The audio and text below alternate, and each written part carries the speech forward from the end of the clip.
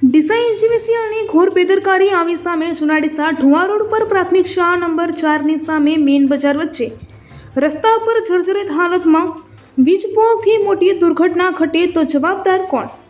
પ્રાપ્ત વિગતો અનુસાર જૂના ડીસામાં મેઇન બજાર વચ્ચે વાયરો એકદમ નીચે લટકતા દેખાઈ રહ્યા છે. કોઈ દુર્ઘટના સર્જાય તો જવાબદાર કોણ? મેઇન બજાર તરફના રસ્તે એક વીજ પોલ ઝાડ કટિંગ કરતા વીજ પોલ ઉપર ઝાડની ડાળીઓ પડતા વીજ પોલ તૂટી ગયેલ જર્જરિત હાલતમાં ઊભો છે. ત્યારે એક જાગૃત નાગરિક દ્વારા જૂના ડીસા નાયબ ઇજનેરને જર્જરિત વીજ પોલ બાબતે 2 થી 3 વખત રૂબરૂ રજૂઆત કરવામાં આવી હતી, જેમાં પરિણામ શૂન્ય મળ્યું છે. ત્યારે હવે મીડિયાના કેમેરામાં આ જર્જરિત હાલતમાં વીજ પોલ તૂટી પડવાની હાલતમાં નજરે પડે છે. ત્યારે હવે જો કોઈ મોટી દુર્ઘટના ઘટે તો જવાબદાર કોણ?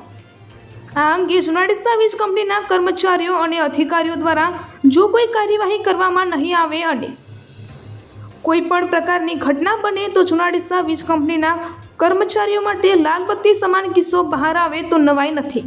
ત્યારે હવે અરજદારના કહેવા મુજબ છેલ્લા કેટલાય સમયથી જર્જરિત હાલતમાં વીજ પોલ ઉપર શું વીજ કંપનીના કર્મચારીઓની નજર નહીં પડી હોય કે પછી કોઈ મોટી દુર્ઘટના ઘટે તેની રાહ જોઈ રહ્યા છે.